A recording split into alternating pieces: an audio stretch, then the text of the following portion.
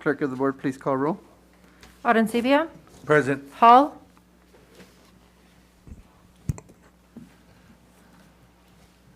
Mrs. Hall, Ms. Hall, can you hear us? Can you hear us, Ms. Hall?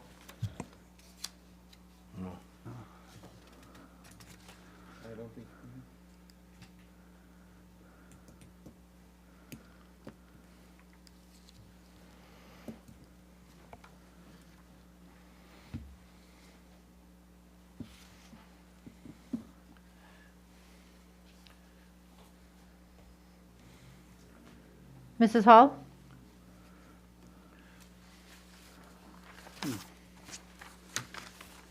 Yes, you can hear us.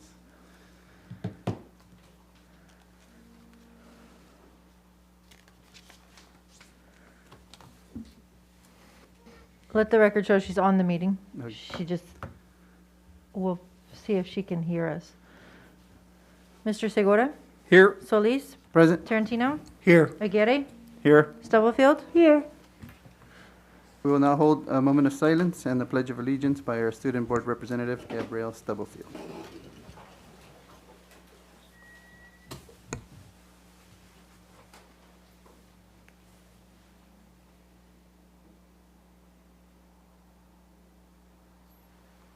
Place your right hand over your heart. Ready, begin. I pledge allegiance to the flag of the United States of America and to the republic for which it stands, one nation, under God, indivisible, with liberty and justice for all. Thank you.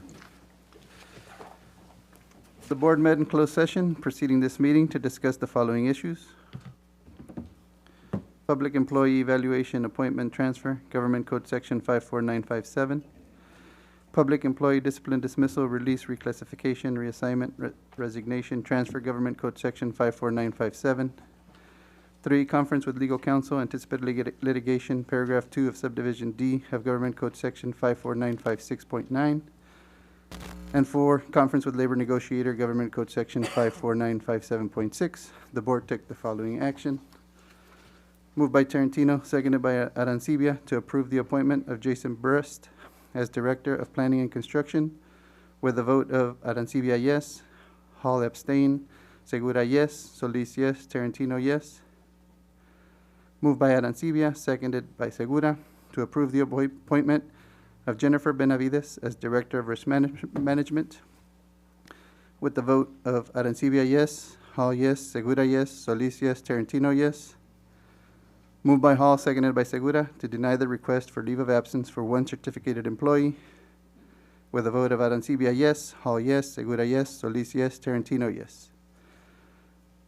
Okay, at this time, I will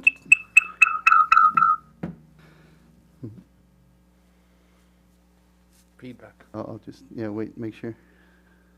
Ms. Hall, can you hear us? Not yet. Can hear us. I think it was, Just me, okay. I'll keep going. At this time, I will entertain a motion to approve the agenda for the January 10th, 2022 regular board meeting, with the change that the board will first consider board agenda item Q3 after this vote. Do I have a motion? so moved. Second. Motion and a second. Stubblefield, Yes. Arencibia, Yes. Mrs. Hall, I don't think can still hear us. Segura, Yes. Solis, Yes. Tarantino. Yes. Motion passes 4 yes, 1 absent. All right, we will move on to item Q3. I will entertain a motion to approve board agenda item Q3, adopt resolution number 4765 regarding remote teleconference meetings. Do I have a motion? So moved. Second. Motion and a second. Stubblefield, Yes. Arencibia, Yes. Segura, Yes. Solis, Yes. Tarantino. Yes. Motion passes 4 yes, 1 absent. All right, we will now provide an opportunity for the SDCOE representative, Dr. Marcus Gavarda, to make any comments. I don't think he can hear us. He's on the phone. Ah, that's right. All right, well.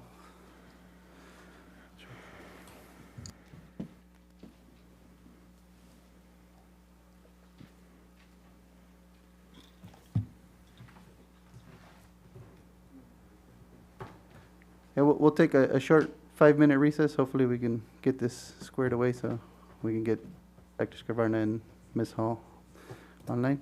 5-minute recess.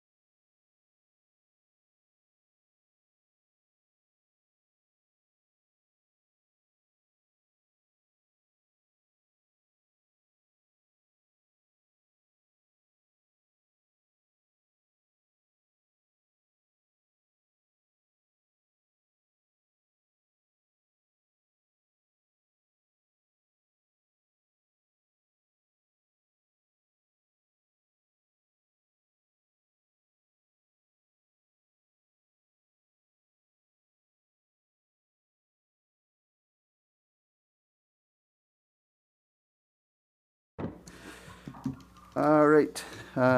We will now provide an opportunity for the SDCOE representative, Dr. Mark Scavarna, to make any comments. Thank you very much. I'm quite pleased to announce to you folks tonight this was my last meeting with you. So I think all in all, I really enjoyed working with you folks, and I think that you're certainly off in the right direction. So thank you very much. Thank you, Dr. Scavarna. Any comments or questions from the board? I would just like to say thank you, Dr. Scavarna, for all your help and guidance and leadership over the last, seems like several years. Yeah, appreciate it. Thank you, sir. Anyone else? All right. Thank you, Dr. Scavarna. Oh, Ms. Hall. Ms. Hall has a question. Right, I think I already said it, but I just thought it bears repeating that we appreciate Mr. Scavarna's work here. He jumped in and really hit the ground running and really did a lot of intervention in between and assistance with the county's help. You know, I really appreciate everything and that he helped guide us to this point, so thank you. All right. Thank you. Thank you very much. All right. We will now have a message from our superintendent, Dr. Moises Aguirre. Thank you, President Solis. Good evening and buenas tardes to everybody. Welcome to our first board meeting of 2022. As you may be aware, we are returning for this new semester tomorrow, Tuesday, January 11th. We are returning in the middle of a COVID-19 surge, and we continue to ask all of our students, staff, and community members to practice safe practices such as wearing a mask, washing your hands, and we also continue to encourage everyone who is eligible to be vaccinated. As part of these protocols, I want to thank Governor Newsom, the California Department of Public Health, as well as the San Diego County Office of Education for working diligently to distribute COVID-19 test kits to our families. Our principals, assistant principals, classified staff, certificates, everybody who participated in distribution on Friday did a great job of organizing this day. And as a result, we got thousands of these test kits into our families' hands. Kudos to all involved. Now comes the friendly reminder. Please ensure that your students are taking these tests today on Monday, January 10th. And if there are any positive results, please ensure your student stays home tomorrow. We're looking to ensure that we're all working to stay safe, and the way we can do this is by doing this together. We have been fielding a number of calls and requests about returning to distance learning, and I wanted to briefly touch upon that. Last year, during distance learning, schools had much flexibility to teach through a hybrid model. However, I wanted to remind everybody that that flexibility expired over the summer. And what we now have available to us is mostly through an independent study model, which has also numerous requirements. In addition, any such action is to be done in consultation with multiple parties, such as the County Health Department, as well as the California Department of Education.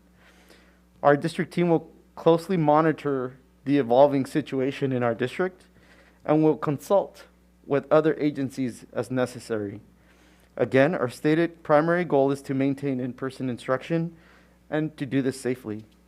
We will also be closely monitoring our extracurricular activities, such as athletics and visual and performing arts, and make decisions based on where the data and trends indicate. Again, with the priority being maintaining the health and safety of all of our stakeholders.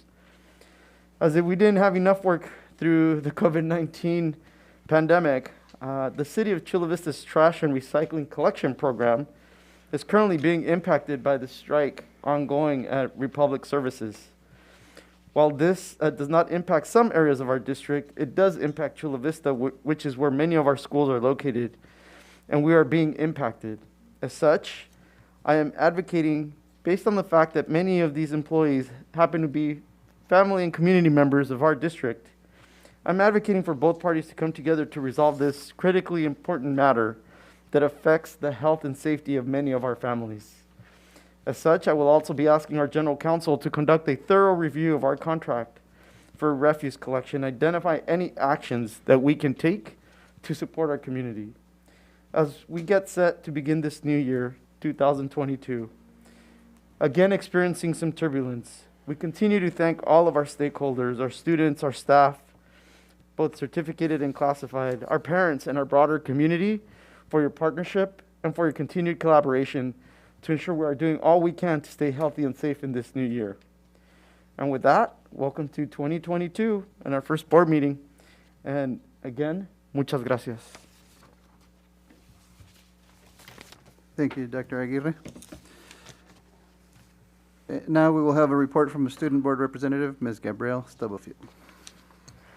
Good evening. I hope everyone had a great break and a great holiday.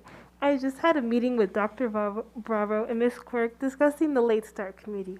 Later this week, I will have a meeting with the ASP president so we can have more student feedback regarding this committee.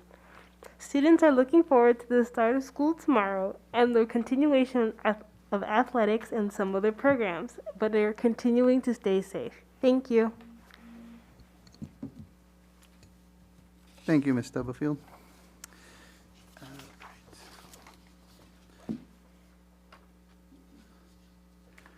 All right, D1, Deanne, is that correct? Yes. Conduct a public hearing and adopt resolution number 4758, approving the annual and 5-year reportable fees report for fiscal year 2020, 2021 in compliance with Government Code Section 66006 and 66001. I will now open the public hearing. Are there any speakers? There are no speakers, Mr. President. Okay. Since there's no speakers, Oh, no, this is D1, Mrs. Cheers. Go ahead, sorry. okay, so we're good? Yes, Okay, sorry. The public hearing is now closed. Do I have a motion to adopt resolution number 4758? So moved. Second. Have a motion and a second?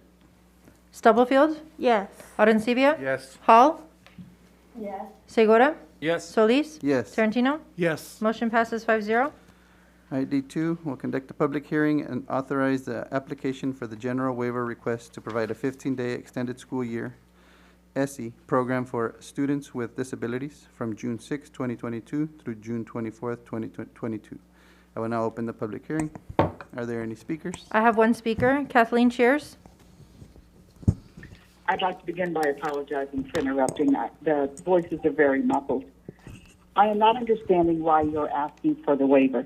You state you are providing the same amount of hours for SPED as they're going to be offered to Gen Ed, but failed to clearly identify the reasoning for lowering the Title V California Code mandated days for SPED from 20 to 15. Respectfully, what is the backstory? Is it because you are of the opinion you will not have enough coverage for 4 weeks? Nationally, we read and hear about all of the additional tax dollars all districts are receiving to mitigate the negative effect COVID has had on all students' learning. And here we have the perfect opportunity to make up the learning loss, and the district is of the opinion we need to lessen, not increase learning opportunities for our most vulnerable, our SPED students.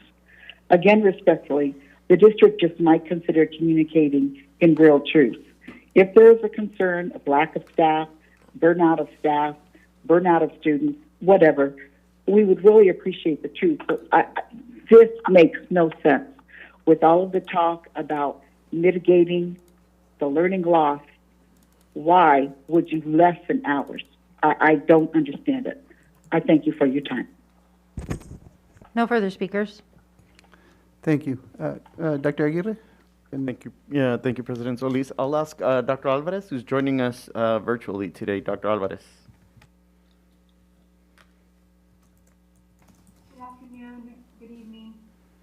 President Solis, congratulations, and good evening, board members and community.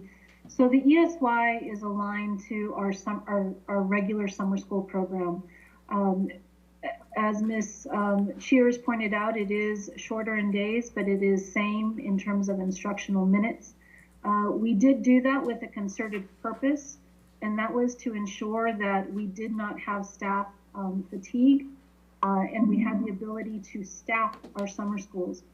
Given with our abbreviated summer time off for our staff, we want to ensure that we offer a robust program that has the equivalent number of hours, but in a truncated period. And so that's why we're requesting from a 20-day to a 15-day, but it maximizes the number of hours offered to our students. Thank you for that. Ms., do I ask questions of the board now, or do I You can close the hearing first. Okay. Okay, the public hearing is now closed. Any questions or comments from the board? All right, do I have a motion to authorize the general waiver request? I'll I'll make a motion. I'll second. Have a motion and a second? Stubblefield, Yes. Arencibia, Yes. Hall, Yes. Segura, Yes. Solis, Yes. Tarantino. Yes. Motion passes 5-0. This is the point on the agenda where members of the public may address the board on any matter not on the agenda and have 3 minutes each to do so. The Board of Trustees cannot legally take action on or respond to matters not posted on the public agenda, but will refer the matter to the superintendent's office for review and report. Speakers shall refrain from using profanity and shall speak in a respectful manner. Thank you for your cooperation. First speaker is Kathleen Cheers. Happy New Year to all. I would like to begin with a recommendation. The challenge presented at last month's meeting could have been offset if the dais had chosen to recognize those who came to speak about the mask mandates and other related COVID issues were deserving to be heard. While I personally do not agree with their philosophy, they do have a right to express it. What harm would it have done once you cleared the boardroom due to refusal to wear a mask if you would have simply moved the item forward, as you often do, and allowed their points to be heard for 20 minutes? Instead, you chose to make them wait 5 hours out in the cold till the end of the meeting. The manner in which this dais considers controversial items must not be seen as punitive. They are taxpayers. They are voters. They are, in fact, constituents. The board is on record asking for grace. Perhaps you might begin to show such grace to all speakers, not just the ones who agree with your policy. Last meeting, when I raised concerns regarding the $3 million for the design of 3 new football fields, the district response was, it is only for design. I have to say that response totally shocked me. Those design plans have an expiration date. Have you not learned anything from me in the past 8 years? Remember, Hilltop's design expired and how much that cost us? In closing, what is the mitigation plan for the mental health of our students that COVID has inflicted? Please do not present traveling psychologists, as was previously done with nurses. Nationwide, this dire need is being discussed. The stress is causing many mental health issues in these young lives, including suicide. You have received multi-millions in CARES Act resources, learning loss mitigation funds, and AB 86 funding. What better way to use a portion of them? It is clear more psychologists are needed for our deserving youth. Thank you very much. Nick Marinovich. Good evening and Happy New Year. I want to get a Happy New Year in before the cutoff date of saying Happy New Year. A couple of things I wanted to go over. That was my attempt at humor, but anyway.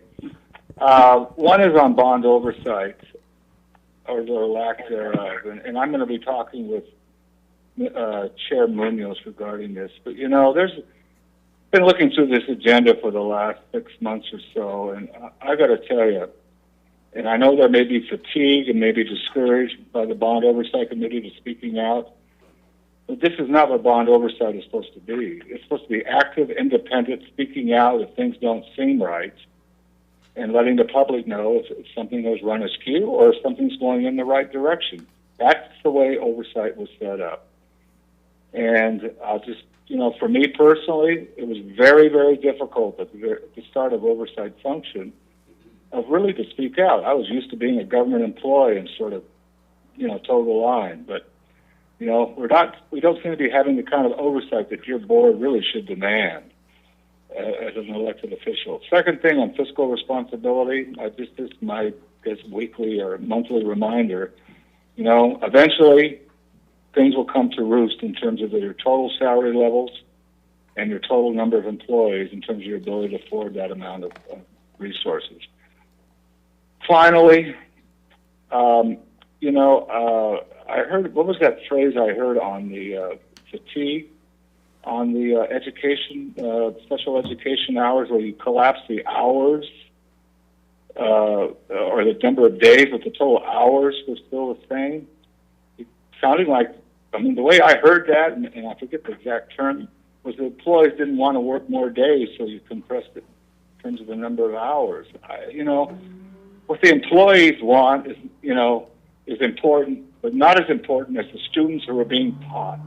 That was what I kind of heard, and it really bothers me that I heard that language.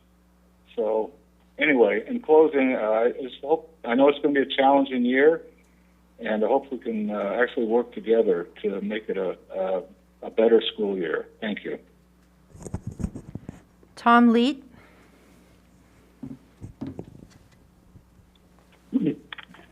Good evening, Superintendent and Trustees. My name is Tom Leet. I'm a teacher at Eastlake High School, and I'm also the SEA Treasurer. I'm talking this evening because I'm not looking forward to going back to having students in the classroom tomorrow, because I don't think we can be protected from COVID. The main reason for this is that the rapid tests aren't being used universally, and we have too many false negatives with the rapid tests. A story behind that. My daughter is a teacher in a different district. On a Friday, she had lunch in the teacher's lounge with teachers who were found to be positive over the weekend. My daughter was alerted that she was a close contact. One of the other teachers in that room also was infected. On the following Tuesday, 4 days later, she still had no symptoms. She was still working. That morning, she took a rapid test because all staff in her district take weekly rapid tests, and it was negative. By midday, she had symptoms. So a rapid test was negative on she had symptoms. She had spent the last 2 days teaching room after room of elementary school students because she's a music teacher and classes rotate through her class. Now, so, that was what ruined our Christmas, and that's a small side story. She didn't get to fly because she turned up positive 2 days before Christmas. My point is, we're not having universal testing yet for all staff on a weekly basis. We're only having it for people involved in extracurriculars. We're using the rapid tests, which have a high rate of false negatives. The day after her rapid test didn't turn positive, she took a PCR test and it did. And I'm hearing this over and over. Rapid test was negative, PCR test was positive. So, here I'm asking, can we please institute a more rigorous testing program that isn't voluntary, that isn't like, oh, would you please test before you return to the classroom? It's a, yes, you must test on a weekly basis. Can we get better access for staff to PCR tests so that we can have more reliable results for our staff? Because right now, to get a PCR test involves hours and hours of standing in line. And of course, to all my fellow staff and teachers, would you please wear your masks on a regular basis? Stop helping the virus. And would you please get vaccinated? And that's all. Thank you. Good evening. No further speakers. Thank you. Clerk of the Board, will you please read the items being pulled from consent agenda? The following items are pulled. F3 by staff, F15 by Mr. Segura and the public, G4 by Mr. Tarantino, K1 by Mr. Tarantino and the public, K3 by Mr. Segura, M1 by Mr. Segura and the public, M2 by Mrs. Hall and the public, O1 by staff, and Q3 was already done. Thank you. All right, so we'll start with F3. You need a motion for the sorry, consent thank agenda. you. You're welcome. I'll accept the motion. So moved. Second. I have a motion and a second. Stubblefield, Yes. Arencibia, Yes. Hall, Yes. Segura, Yes. Solis, Yes. Tarantino. Yes. Motion passes 5-0. Thank you, Dean. F3, anybody like to start? Sure, I'll go first, President Solis. I would just like to echo Dr. Aguirre's comments around, or almost all his comments, especially the ones around the testing distribution that took place last week. That was a Herculean effort that was done in a record amount of time, in a short time, and receiving, I think I received them on Wednesday, and then they were being distributed on Friday and by the tens of thousands. And I really appreciate all those who helped make that happen. That was phenomenal. And I appreciate your comments. I was going to make some comments around the trash situation that we're having, and but you've already asked the legal counsel to review that, and I'm good with that because I have actually went out to their strike and talked to them as we were walking in, and like you said, I met two of the striking trash workers who were parents of our students in San Ysidro.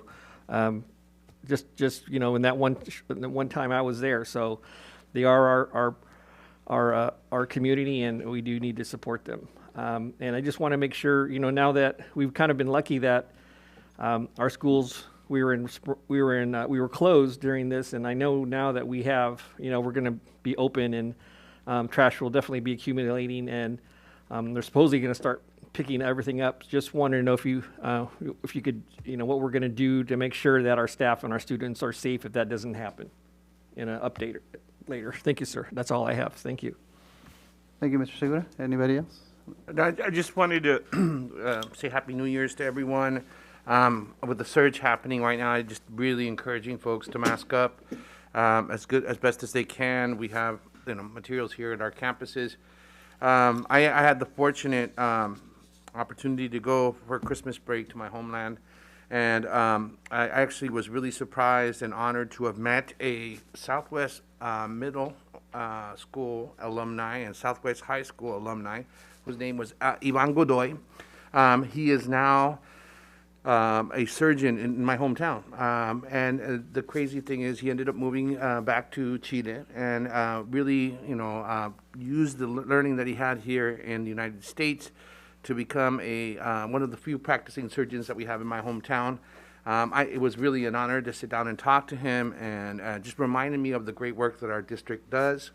And in preparing our students, he ended up going to University of Valdivia, which is in the southern part of Chile, and he's doing his internship in my hometown. He is from my hometown too, so it's really, really a beautiful story. I'm encouraging everyone just to be safe, folks. Really be patient with each other. This has been a really, really tough time. Coming back, one of the things that really amazed me about Chile too, in Chile, 90% of the entire population has a third shot, has already had the third shot. People wear masks pretty much 24/7 unless they're home. And it's just everyone understands this is a community effort to be able to make sure that we have some mitigation so we don't overload the hospitals and we don't pass it on. So just please consider that unselfishness as a community to be able to follow that, to be able to make sure that our neighbors, our grandparents, everyone's safe. And I just want to really put that out there. Thank you, Dr. Arancibia. Mrs. Hall?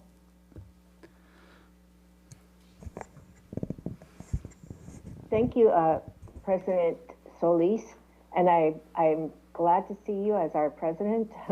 I wanted to say thank you again to Mr. Segura for his leadership over the past year and a half. He was a great leader for us.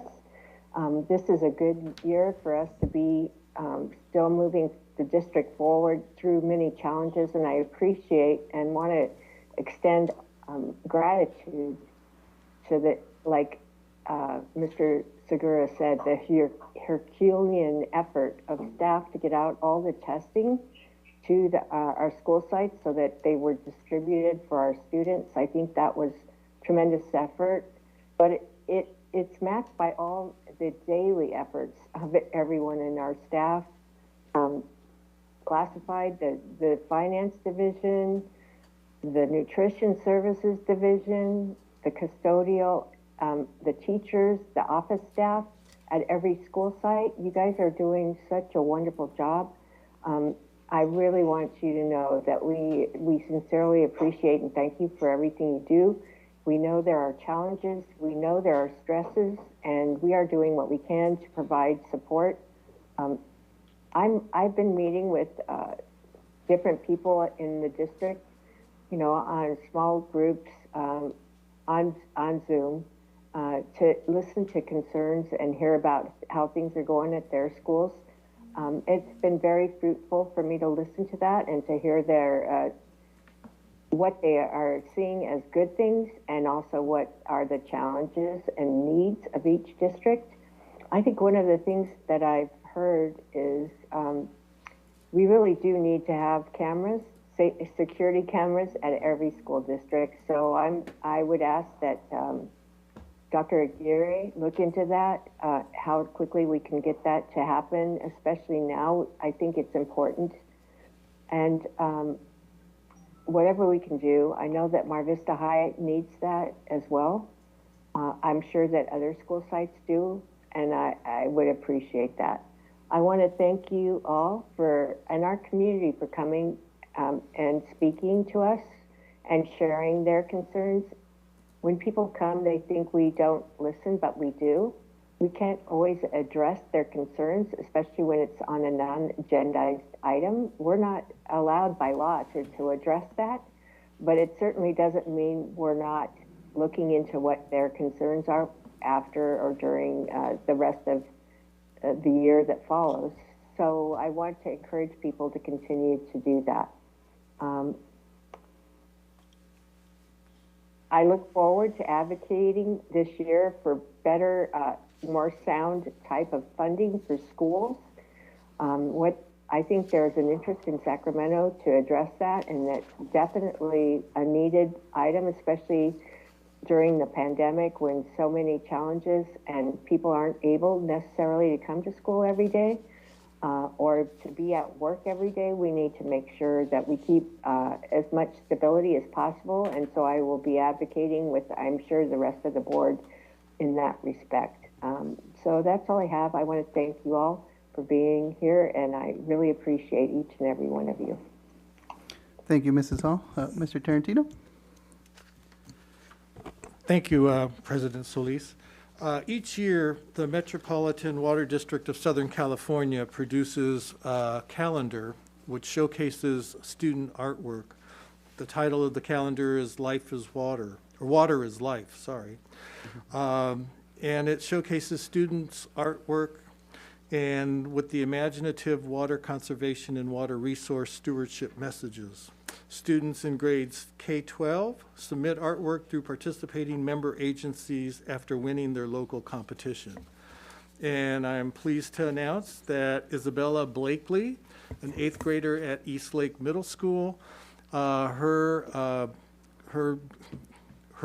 artwork is going to be featured in the 2022 calendar. So congratulations, Isabella, and also congratulations to her art teacher, whomever that may be. I don't know, it didn't say who her art teacher was, but I'm sure that she worked closely with him or her.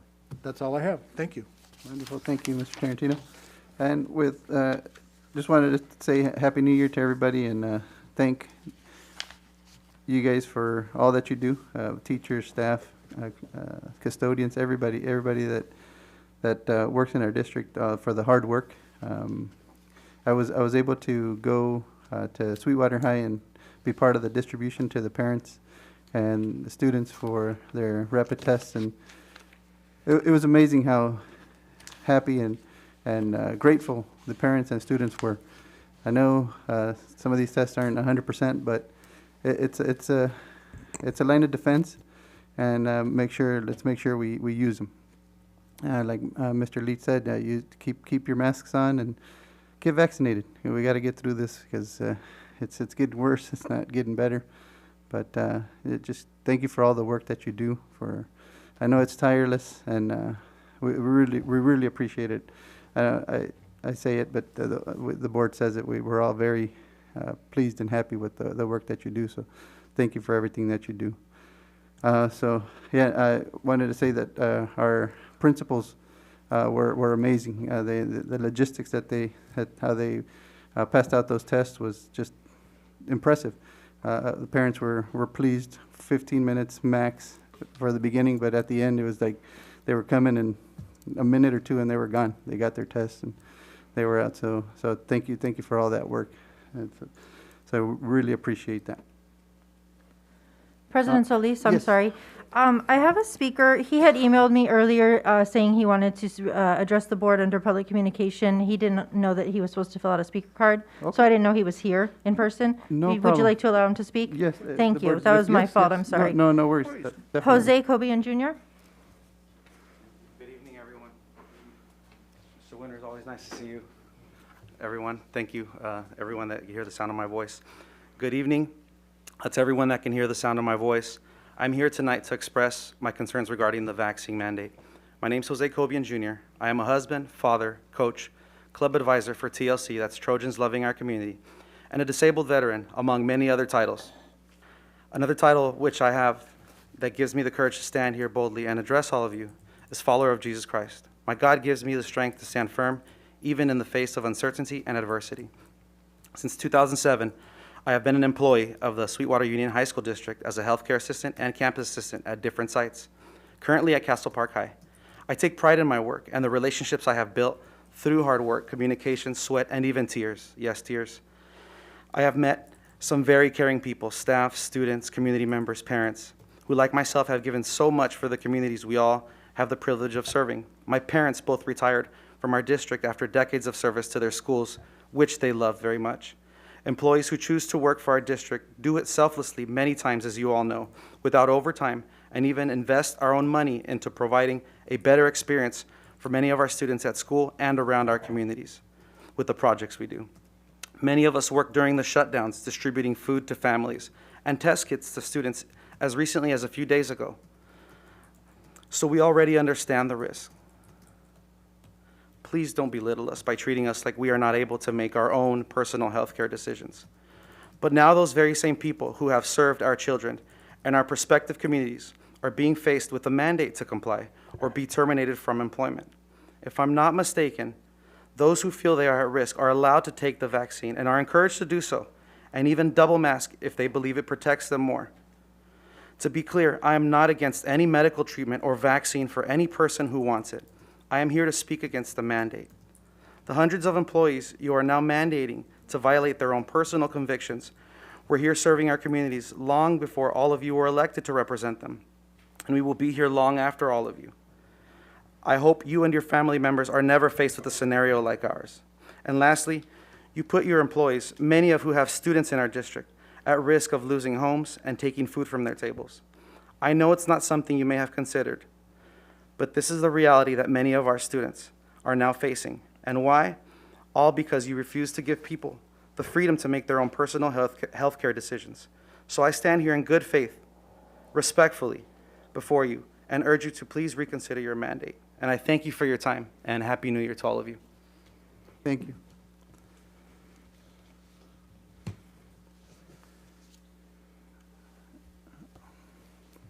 Okay. Move on to F15. Yes, I have two speakers for this item. Kathleen Cheers. The Families First Coronavirus Response Act and the Coronavirus Aid Relief and Economic Security Act clearly mandate COVID testing is free. These are federal laws. This agenda item indicates the district is intending to spend up to $700,000 on COVID testing for teachers, employees, students. Why? The district, via San Diego County Office of Ed, via Newsom, offered such tests last week. Well, I am confident many of the parents used these tests in the manner in which they were offered. Unfortunately, neighborhood apps throughout our community posted several of those tests were then turned around and sold on OfferUp and Craigslist. Not to imply wrongdoing on the district's part, simply identifying the inability of our district or any district to provide quality control. So if there is not quality control when it is free, how can there be quality control when tax dollars are frivolously being used to pay for something that is by federal mandate free? Kaiser, Scripps, Sharp, San Ysidro Health Clinics, and a multitude of other healthcare providers offer testing for free. So why are we paying for something that is for free? News update as of today. The White House released today, starting Saturday, private insurance will have to cover over-the-counter COVID tests. All plans will reimburse up to 0.8 per month per individual. The new plan falls under COVID-19 legislation. Please note this. If one should receive this message as mistrust on my part, one would be correct. I am concerned this is simply a ploy to hide these federal COVID relief dollars in the short term, which will be forgotten about in the long term. In the words of Judge Judy, if it doesn't make sense, it's probably not true. Today, I began my morning by contacting the California Code of Regulations office, who in turn found my inquiry worthwhile and are putting me in contact with their superiors. Lastly, I received a call today from an East Side parent whose daughter reports 2 of her teachers are not properly wearing their masks. When she respectfully raised the concern, allegedly the teacher's response was, "You need independent study." Thank you for your time. Thank you. Nick Marinovich. Good evening again. Regarding this item, I guess it would be easy to sit back and, wail on it and criticize, and I was thinking about doing that, but I want to refrain from that and kind of maybe make a bigger point as you as Board of Trustees.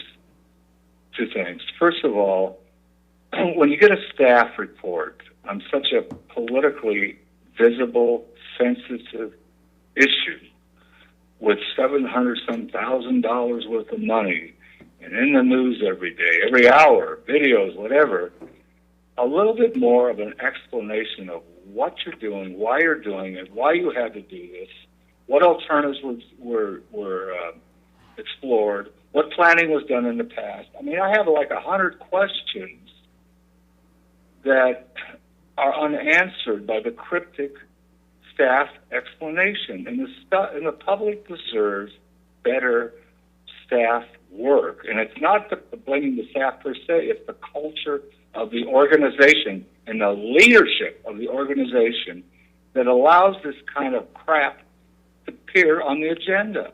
It's just inexcusable. How can this happen? How can you, as a board member, allow it to happen on something like this? It's baffling. So in closing, there was Kathleen used a quote from Judge Judy. I saw the movie about the tennis. If you fail to plan, you plan to fail. And it seems like in here we failed to plan adequately for this. What we knew was going to eventually, there was going to need to be some type of testing function, given the way virus mutate. And I'm just very disappointed in the way this information has been presented to the public. Thank you. Thank you. No further speakers. All right, Dr. Aguirre, if we can. Thank you. Thank you, President Solis. Sure thing. So basically what happened this week was we received a set of tests, 1 per student. That was the extent of the antigen tests we received. What this item does is plan for spring break in order to be able to adequately provide a test to each of our students and each of our staff, with the understanding that currently these tests are in very short supply. And so for us, in order to plan appropriately, that was the intent behind this item. It's pretty straightforward, again, for staff and for students to be able to have these prior to the spring break, without at this point, with the ambiguity of knowledge regarding whether the state will continue providing these moving forward or not. And so again, it's in an effort to provide appropriate planning so that there can be a test sent home with each student prior to the spring break. We saw what happened during this instance was these tests were prioritized for, it appears that they were prioritized for large urban school districts. So some districts received them prior to the winter break. We were not in that place. Thankfully, we received these tests right before our class starts tomorrow. So we did this in order to prevent us being in a situation where there's uncertainty about whether or not we are going to have access to these kits. So again, it's pretty straightforward, and that's the rationale. It's actually to be able to anticipate needing these during the spring break. I'd like to follow up too. I just drove by a testing site in North Park. The line was literally 200 people strong. So when we talk about access, it's not just having access to community clinics or county offices where we can get, it's about being able to walk in without having to wait 4 hours to be able to get a test. Number one, many of our students do not have access to insurance. So that's one of the difficulties that we're working with as well. So I'm totally in agreement. I'm going to make a motion that we go ahead and approve this. I had pulled it too, Okay, thank you. President Solis. We'll hold off on that motion. No worries, no worries, no worries. I didn't know that. I'm sorry. My apologies. Go ahead, Mr. Segura. So I'm speaking in support of this. I think we need to procure as many of these kits as possible for going forward. This unfortunately, COVID-19 is not going away. I don't see it going away in this year, and the more kits we have, the better as we move forward and try to work to keep our students in class and our teachers, let them get tested and just support our school as a whole. I think it's ridiculous, some of the comments made by the second speaker. This is what we're trying to keep the schools open. We want the students in place, and this is what it is. It's getting more kits, and we get some from the federal government. That just happened. President Biden just spoke on that, and I'm sure you'll take that into account, Superintendent. You're an intelligent guy, so I appreciate that, and that's all I have in regards to this item. Thank you, Mr. Segura. Ms. Hall? Thank you. I think the word proactive is really important here. I agree with the remarks of my fellow board members. And I think it's important that we do what we need to do to provide a safety net, whether that's to inform ourselves or have our staff and students be informed of what may be the risks they're taking if they're not vaccinated, especially. I think that's really important. So I will agree with all the comments. Thank you. Thank you, Ms. Hall. And I'll second Dr. Adrian's motion to approve. Okay. We have a motion and a second. Stubblefield? Yes. Arencibia? Yes. Hall? Yes. Segura? Yes. Solis? Yes. Tarantino? Yes. Motion passes 5-0. G4 is pulled by Mr. Tarantino. Yes, I had a question through Dr. Gary to Ms. Alvarez. How many schools are going to participate in this pilot program? Do we have an idea? I know that it says that the schools with the highest number of free or reduced lunch, but how many schools actually are going to be selected to participate? Yes. Thank you, Trustee Tarantino. Dr. Alvarez, are you able to respond to that, please? Yes, good evening. That's a great question. So at this point, we're able to offer this to quite a few schools. As you mentioned, is highly targeted for our free and reduced lunch schools.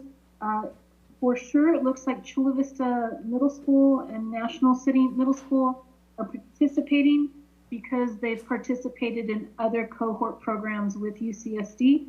But we are also going to open it up to other middle schools and high school. Okay, thank you. That's all I have. Thank you. Any other questions or comments? I entertain a motion. So moved. Second. We have a motion and a second. Stubblefield? Yes. Arencibia? Yes. Hall? Yes. Segura? Yes. Solis? Yes. Tarantino? Yes. Motion passes 5-0. K1 pulled by Mr. Tarantino and the public.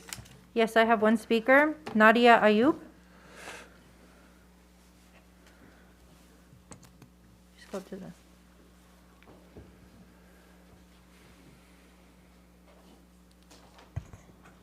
I have to lower this because I'm a bit shorter, I guess.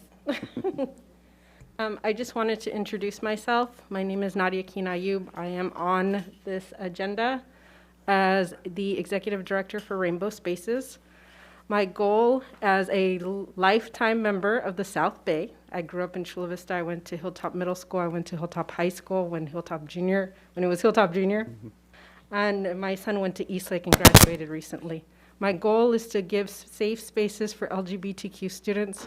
We've seen an influx in attacks against LGBTQ students, most specifically in Imperial Beach recently during the Halloween take, and some of the comments that were put on Bonita High School. So I just want to say that my goal is to do purposeful outreach to parents, to the community, to be able to provide them with resources so they can feel safe, so that they know that they can graduate and go on and succeed, like so many of us did from this school district. So thank you. Thank you. No further speakers. Mr. Tarantino? Yes, I just had a question about, can the board be made aware of the dates, times, and sites where these events will be taking place? So like that, if we want, we can attend, or if it's going to be virtual or however, we can log in. Dr. Aguirre? Thank you, President Solis. I could definitely work through Dr. Moore's office. It's actually exciting to see the board wanting to be part of this. We can definitely extend this, and this is about sharing resources with our community, so we can put that information out there. Thank you. That's it. I think, Dr. Moore, did you have anything to add, or? Oh, no, well, thank you, President Solis. I just wanted to say thank you to Ms. Ayub Akin for coming this evening. In working with our consultants, it's really important that we hear their voices, that we understand their backgrounds, and that we understand also the passion with which they bring to this work, this very important work with our students. And so there's been a few consultants coming through Educational Equity and Support Services Division, and we're really proud to work with these community folks for the betterment of our students. So thank you. Thank you. Mrs. Hall? Thank you, President Solis, and thank you, Dr. Moore and Dr. Aguirre, because I did request a meeting with Dr. Moore and with Ms. Ayub. Specifically, what triggered that meeting was the incidents here in our community of Imperial Beach. So I'm very grateful that we can form this partnership and hopefully see a really good fruit being born from this partnership. I know that she has a passion for it and has done a lot of great work already throughout the city and communities of our San Diego County. So I'm looking forward to hearing about the schedules of events as Mr. Tarantino requested. So thank you very much, and I motion to approve this item. Thank you. We have a motion Second. and a second. Stubblefield? Yes. Arencibia? Yes. Hall? Yes. Segura? Yes. Solis? Yes. Tarantino? Yes. Motion passes 5-0. Excellent. Thank you. K3, pulled by Mr. Segura. Yes, I just wanted, I know we get these monthly or just about monthly, and I just want to make sure that everybody who has donated to the clubs and services and golf teams, whether it's $25 or an organization donating $10,000, that we truly appreciate that it's money that we definitely is needed to make sure our students have the resources to help get them the resources that they need for sports or extracurricular activities. And with that, I'll make a motion for approval. A second. We have a motion and a second. Stubblefield? Yes. Arencibia? Yes. Hall? Yes. Segura? Yes. Solis? Yes. Tarantino? Yes. Motion passes 5-0. Thank you. Okay, moving on to M1, pulled by Mr. Segura. And the public, I have some speakers. Did you want to take? Oh, and the public? Yes. Thank you. Nick Marinovich?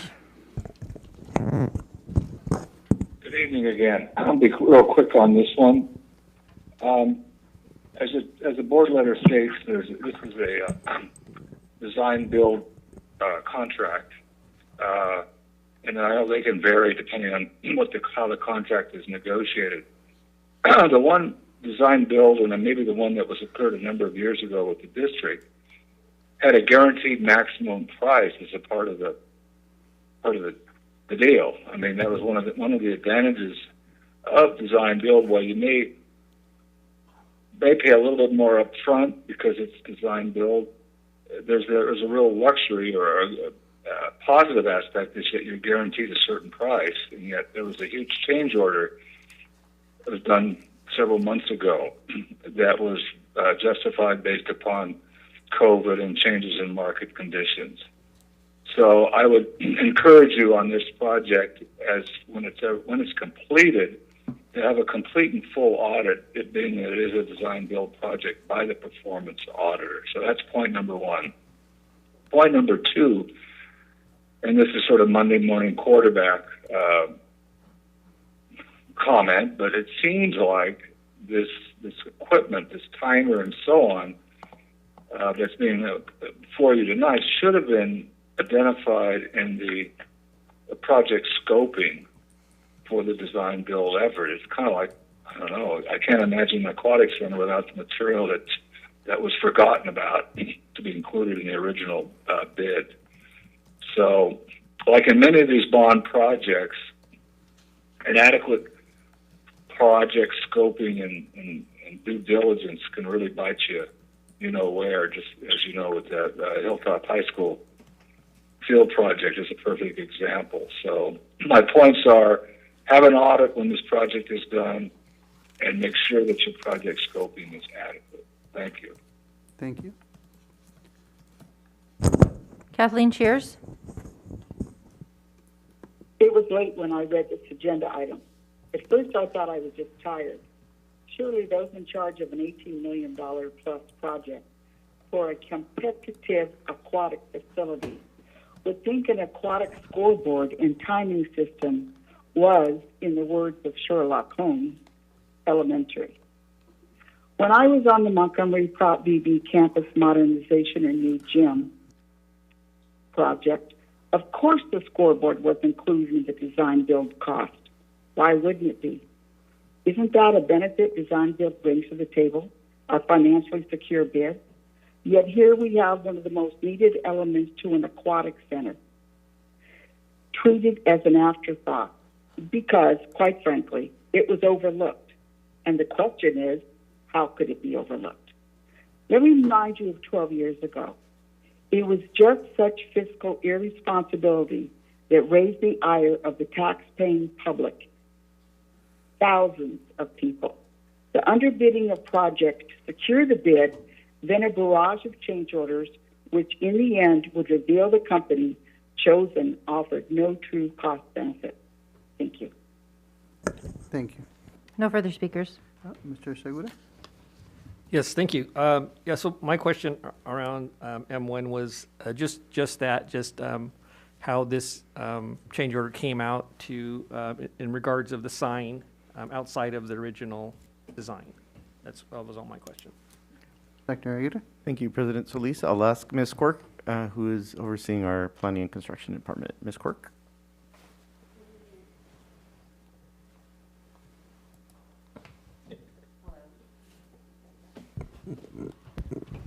Good evening. Okay. Thank you for the questions. So the system was always included in the scope of the work, so I want to start there. When we are approaching projects, we sometimes look at if there's an opportunity for us as a district to do direct procurement and then provide that equipment to the contractor. And this is what the original intent was for that system. When two things happened, and to one of the comments shared this evening, yes, it would have been of benefit if we had included that in the original design build contract because of the procurement challenges that we have as a district sometimes with some of those larger valued. So the intent was originally all of the installation costs were included within the design build contract, and then we were going to procure the system, turn it over to the contractor. As they've moved through the project, there's actually a bunch of coordination details that need to happen in two phases with that system. And it became evident very quickly that we were not going to be able to pursue just a direct purchase because of the value of the system. So we talked about it internally with our purchasing department. We explored different options. The cleanest, best option was for us to include that piece, add it to the contract, so that the contractor can purchase the system and it doesn't slow down the installation. And so that's quite frankly where we are with this. Moving forward, there is a conversation that we need to be having internally in terms of where we try to save a little bit of money. Sometimes we lose it in the efficiency of manpower and coordination. And so this has been a great lesson for us, and we will be taking that forward in our thought process as we proceed. thank you. Thank you so much. And it is not uncommon, as you stated, for, in my experience in the instruction world, for owners to provide material or equipment to a contractor that's doing work. So I totally get where you're coming from with that, and you answered my question. Thank you. I'll make a motion for approval if there's no other. All right, any other questions or comments? Okay, we have a motion Second. and a second. Stubblefield, Yes. Arencibia, Yes. Segura, Yes. Hall, Yes. Solis, Yes. Tarantino. Yes. Motion passes 5-0. Okay, M2, pulled by Ms. Hall. And I have a speaker. Oh, and the public, I'm sorry. I Nick missed- Marinovich. I withdraw my poll of this item. So once the speaker's done, then we can get a motion. Thank you, Ms. Hall. Ms. Hall. Nick Marinovich. Good evening again. Be real quick on this. This change order, there's a couple of things in here I wanted to kind of emphasize or point out. And I know, it's kind of like sort of holds your nose on the whole mitigation monitoring element, archaeology for that. But I can speak from experience that it's not abnormal to have to do on some projects the kind of work that's being done on terms of the Indian artifacts and so on. But I just want to let you know that I have personal experience of how that works, and it's not, you kind of hate to see it because it costs money. Curious how it became this project was singled out. Maybe others were never had to do this, but that's another day, another story. The second issue that I had, though, on the construction inspection add-on was because the project has been delayed, so since the construction firm has to work longer, they get more fees, and I found it. I'll just use the term curious. There was a construction inspector full time for 11 weeks at 40 hours a week. I don't know. It just seems like quite a bit. But again, and my final point on that item is we need more information in these board letters, kind of justifying sort of why you're doing what the history is. So when the public, like myself, this is Cheers, comes in here, we're kind of like, well, what, it's just incomplete. And that's it for my comments. Thank you. Okay, thank you. Any questions or comments from the board? Okay, not, I'll entertain a motion. I'll make a motion to approve. Have a motion Second. and a second. Stubblefield, Yes. Arencibia, Yes. Hall, Yes. Segura, Solis, Yes. Tarantino. Yes. Motion passes 5-0. Mr. President, my apologies. I missed M3 on the poll sheet. It was actually requested to speak by 2 members of the public. If we wanted to allow that, the board would need to make a motion to reconsider the consent agenda and then vote on the consent agenda again, pulling M3 so that you could consider that item and hear the public speakers. Okay, how does the board want to go? A motion to reconsider?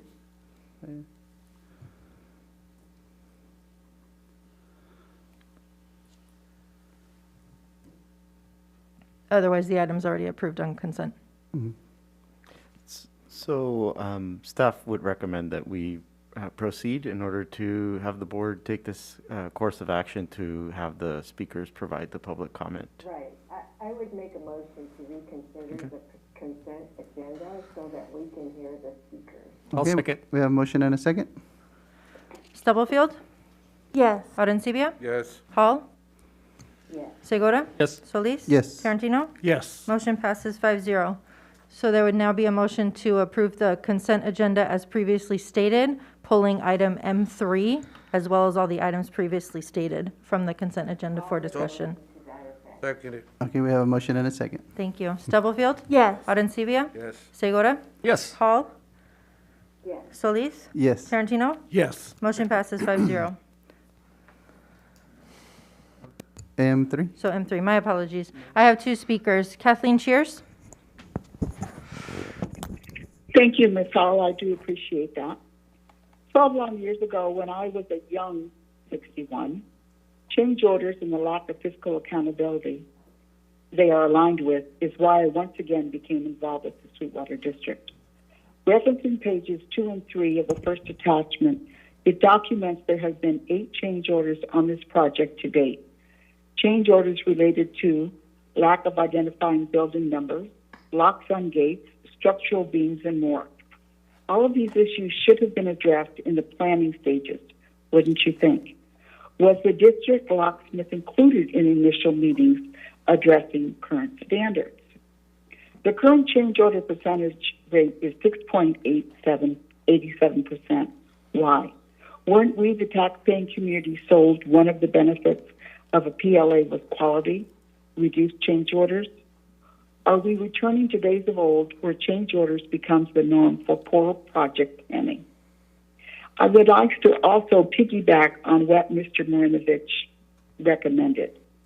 When I sit here and listen to meetings and agenda items I pull, and President Solis, you are always so gracious, as are you, Dr. Aguirre, and previously Mr. Segura, in asking for the reasoning, a plethora of new information comes forward.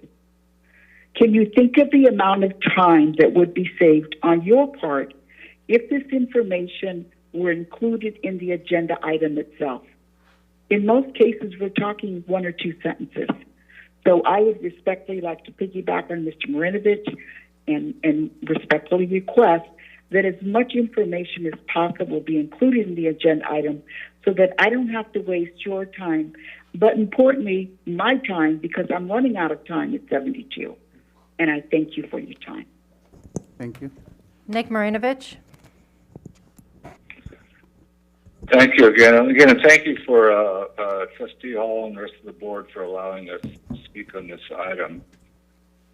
I echo Kathleen Shear's comments regarding 8 change orders on this item. Seems to be quite a bit, a number of change orders, and usually change orders are a function of poor communication between the various departments and entities and stakeholders in our project, and they're cost killers for project as well.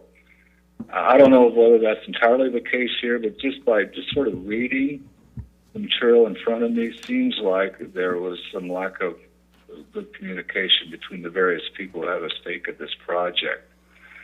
So as you move forward, again, I do think having, again, sort of to emphasize having a little bit more information in the board letters would help.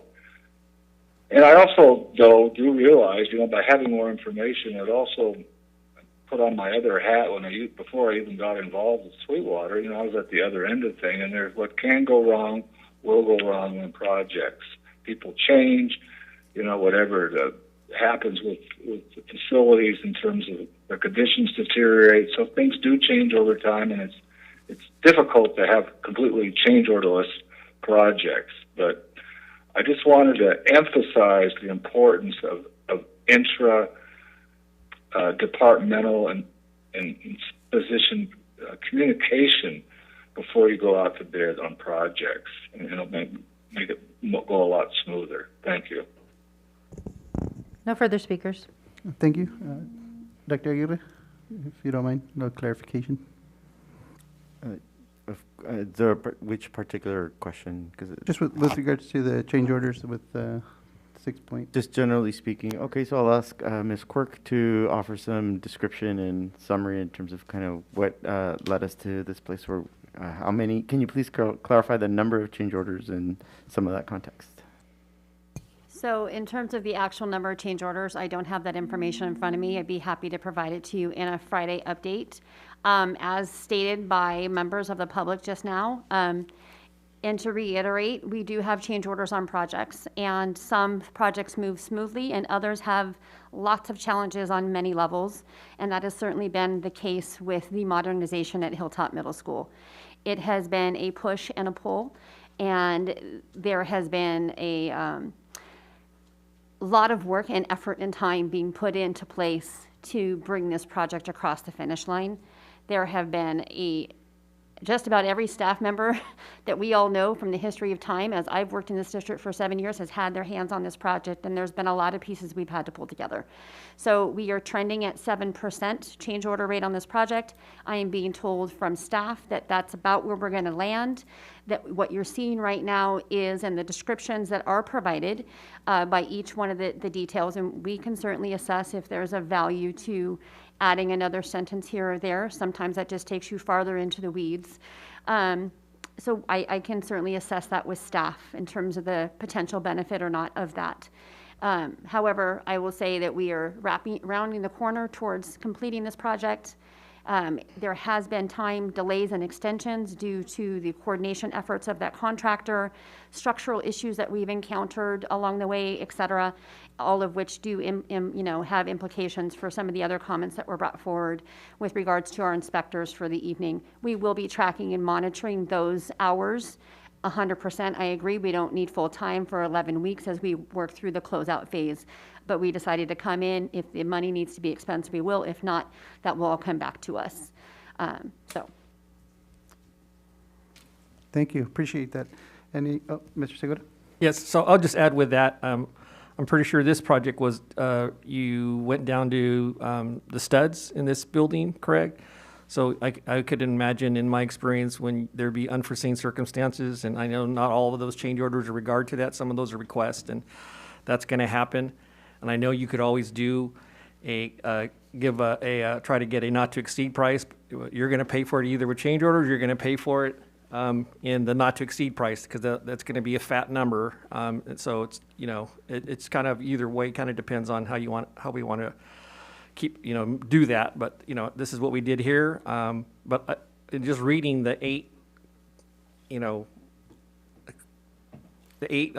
bullet points that explain what's going on, it's pretty clear to me that,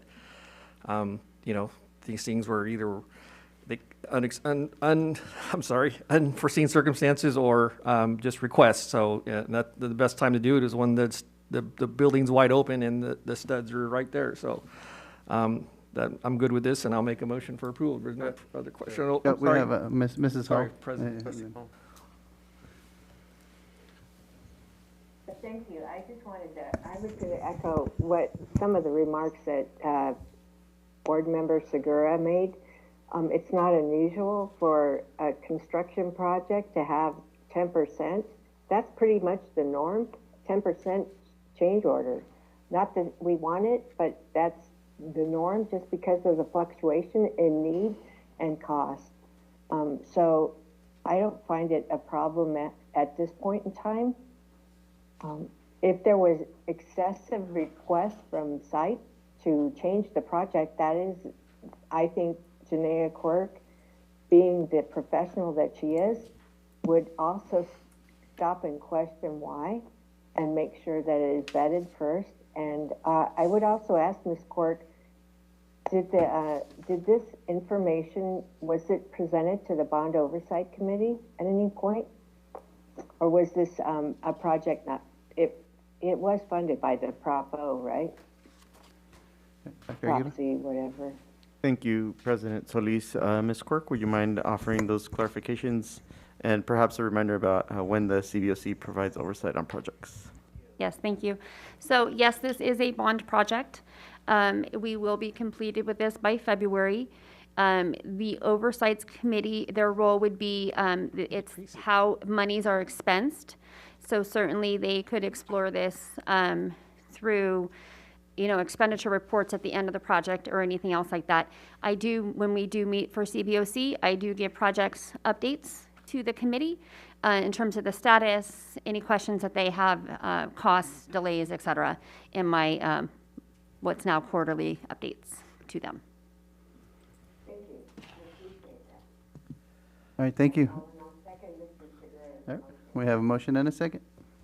Stubblefield? Yes. Arencibia? Yes. Hall? Yes. Segura? Yes, and Solis? 7 and 8 are decreases. I just was reminding myself. Yes. Solis? Yes. Tarantino? Yes. Motion passes 5-0. 01. Thank you, President Solis. For this item, staff will be reporting an update on the implementation of the pupil late start bill, otherwise known as Senate Bill 328. So I'll ask Ms. Quirk to lead our staff in this presentation, again, related to the work that has been done to this point, and then moving forward, some of the actions that are still to come. And so with that, I turn it over to Ms. Janelle Quirk.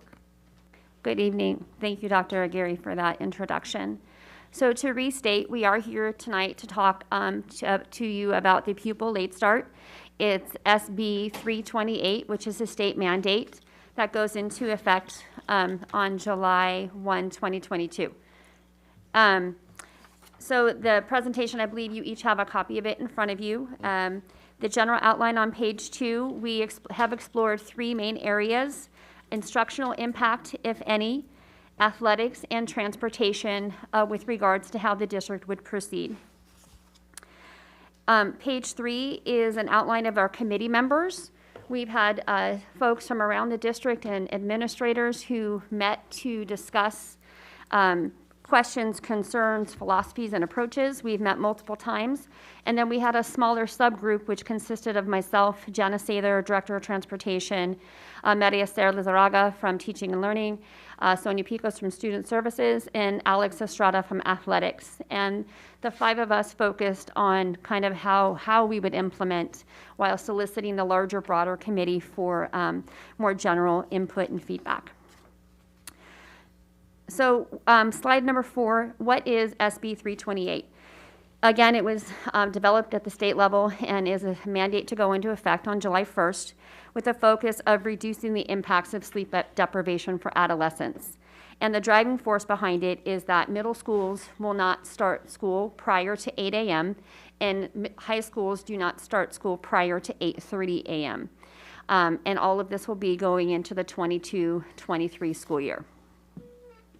So the first thing that we took a look at on slide number 5, which is the bell schedules and instructional minutes, was who's impacted first and foremost. So a positive note, middle schools, we all already start at 8 a.m. So there's really no change to our middle schools with the exception of Rancho Del Rey, who have been starting at 7:40. So their start time will move back to 8 o'clock. Our high schools will all start at 8:30. I will get back to that in a second, with the exception of San Ysidro, who has already been at a later start time for the last couple of school years. And then we also just kind of put a note in there to remind everybody what our district standard instructional minutes are for the middle schools and the high schools. And a reminder that even right now, for a 0 period and 7th period, no more than 50% of your instruction can occur at those 2 times. So with the middle or the high schools, one of the things that we did in terms of our analysis was we sent out a request to the high school or to the middle school and high school principals and said, please send us a draft copy of what your ideal bell schedule would be. It was kind of a test. We were looking to see how many of them were going to conveniently stagger their start times for us between, say, 8:30 and 8:45. That did not happen. Everybody wants an 8:30 start time. We needed this information and that verification so we knew what it was that we were trying to work towards. The biggest challenge being transportation, and we'll get there in a few minutes.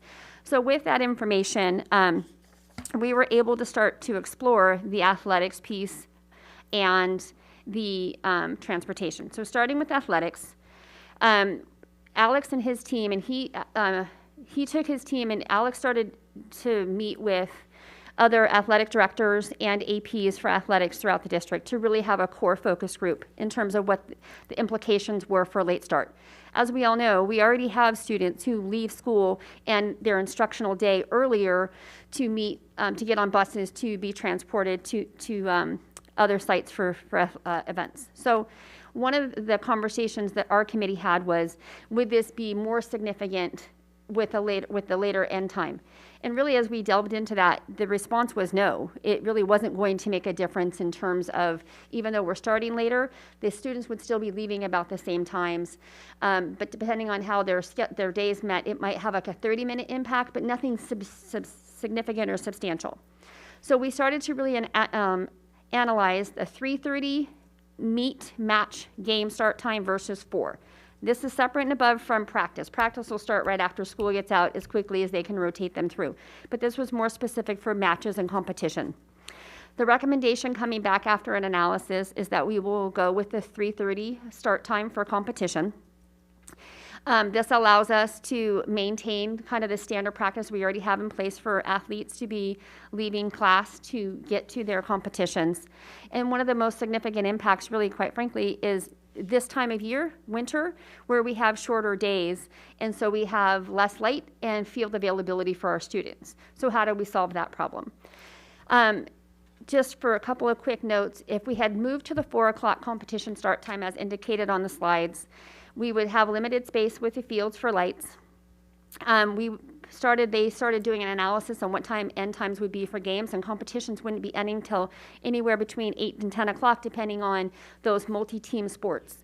And then one of the other things that was really interesting was when Alex and his team started really looking at it, they were starting to see a compression on availability of minutes for athletes to be practicing on the field. And that would absolutely have a translation in terms of preparedness in terms of competition. So we wanted to maintain that integrity as best as possible. And then there's a little bit of an impact for some sports, kind of golf being an example, where they may not be able to meet the CIF objectives. So that's also what helped drive us back to the 3:30 recommendation for our start time. And with regards to the lights, we will be looking at renting and or purchasing lights for school sites. Moving to transportation, this is a biggie, and it's a very fragile conversation, and it will continue to be fragile, and you may have more updates coming to you in this way. So when Jenna and her team started looking at this, the first response that we had was we would need to hire 40 bus drivers and we would need 40 new buses. Well, obviously, we all know that that wasn't going to happen, especially in current conditions with transportation services. So Jenna and her team were tasked with, okay, keep looking, keep pulling it apart, keep diving, and they have done so. And then we also met with Dr. Aguirre and said, okay, this is what we're seeing. Jenna had worked out 3 to 5 different scenarios of impact and options, and we discussed with him what he would like to see. And the recommendations and the request on his behalf was, 1, we obviously have our obligations and commitments that we need to meet with our special education and our NPS students for non-public school transportation. But more importantly, he also asked us to please honor our home to school transport that we currently have in existence today. And so that was a tall order, it's a big order. And at this point, we are happy to say that Jenna's team has been working what I would call transportation magic, and they are seeing the functionality of how we can make this work. And so they've been pulling apart their routes. They've been looking at the 2.5 mile requirement and the 3.5 mile requirement for the school sites. There's been maybe 4 or 5 routes that have moved a half a block or a block so that we can have a little bit more efficiency with the routes.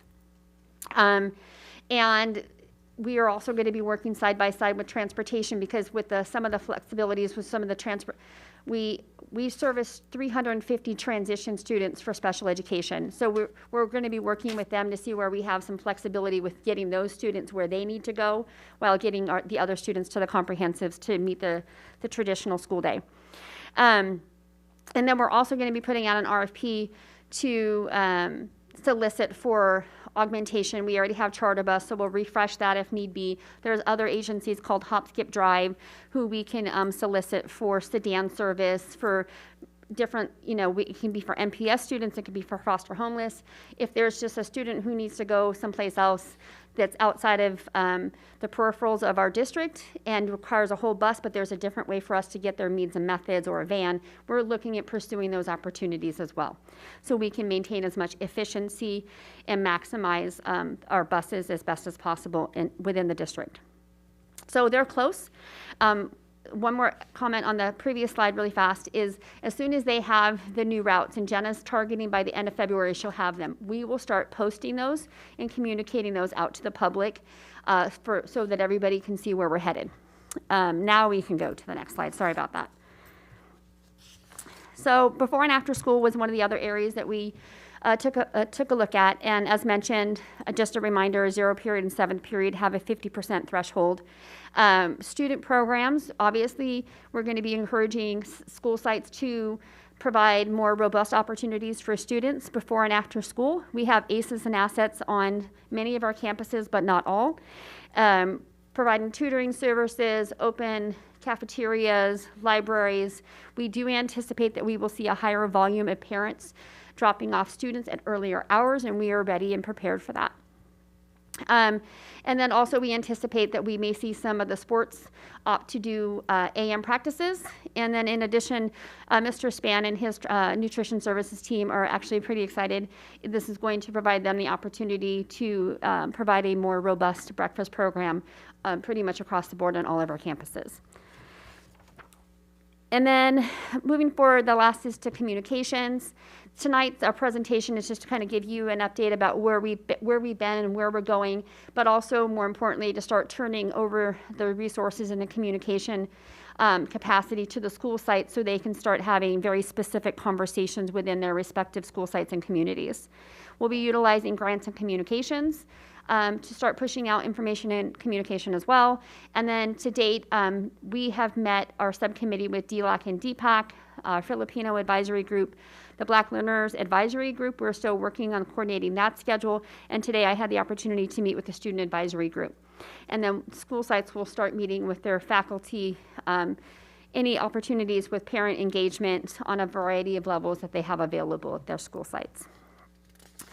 And then we also looked at our staffing and costs. And so on the next slide, there's, as mentioned earlier, San Ysidro High School has already been doing late start for a couple of years. I'm not going to open the link, but if you see the link right there, it says San Ysidro High School Workday Sample. They actually shared with us a great document that they have that clearly demonstrates their arrival time for their staff and the leave time for each one of their respective roles. So I've changed that. You can see the positions from custodians to all front office staff, et cetera. And it's a great guide for other school sites to use as a working document to develop their plan for their respective school sites.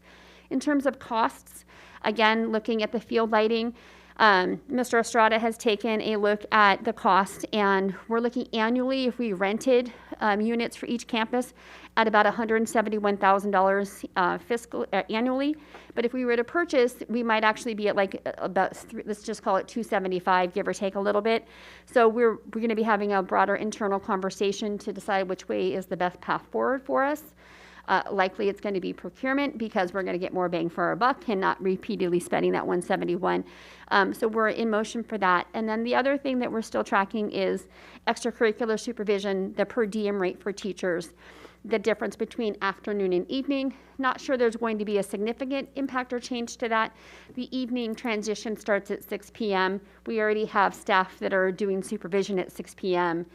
There may be a little bit of a change in there, but that's probably not something we're really going to truly realize until we move ourselves through this process. Other than that, we are not anticipating at this time any additional staffing costs. So next steps for a recap. One, this week, we will be sending out to all of the principals their draft instructional minutes and bell package that they have to submit every year so they can provide to us their various schedules that they use throughout the year. We will start pushing at the district level and school site level communications. So parents are becoming more well informed about where we're headed for the 22-23 school year. And then transportation, as soon as they have their routes finalized, they will be broadcasting that. You will receive a Friday update because we anticipate there may be some feedback. But we really have tried to honor the integrity of the existing routes as best as possible so there's minimal impact to families. And so that's it. That's where we stand as of today, and we're open for questions.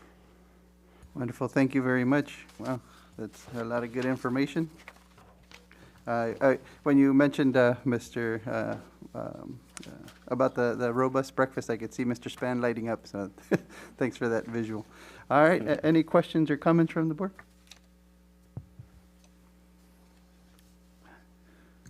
Mr. Tarantino? I would just like to thank you, Ms. Quirk, and your and the departments over which you see for all the advance work that you've done, because a lot is going to have to go into the planning in order to make this a success, and it looks like you're already way on your way to doing that, and I really appreciate the work that you're doing, as well as your respective departments, in getting this off the ground, because it is a monumental undertaking, almost as well. I think it's more complex than the COVID tests because there's a lot of moving parts, and it affects a lot of families, and in athletics and VAPA and all the extracurriculars, as well as the instructional schedule. So thank you very much for all that you've done so far. Thank you. And I will say that our principals are ready to go with their communication pieces and their push. And if there's anything that's significant that changes, we will continue to inform you either this way or via Friday updates. Wonderful, thank you. Mrs. Hall? Thank you. Yes, I was just going to echo Mr. Tarantino's remarks, because I think it is tremendous amount of work for staff that has been going on during the break and even before. Many meetings, I'm sure, have been happening. Jenna Strayton, I believe, is the director of transportation. I want to thank her. Eric Span, you, Ms. Quirk, everything you guys are doing is tremendous. Really appreciate it, and I know my hope is that we get bus drivers to meet the needs. I know that we've had some challenges during COVID for that, so I really appreciate all the work. Thank you very much. Thank you, Mrs. Hall. Any other comments or questions? All right, thank you for that wonderful presentation. With that, meeting's adjourned.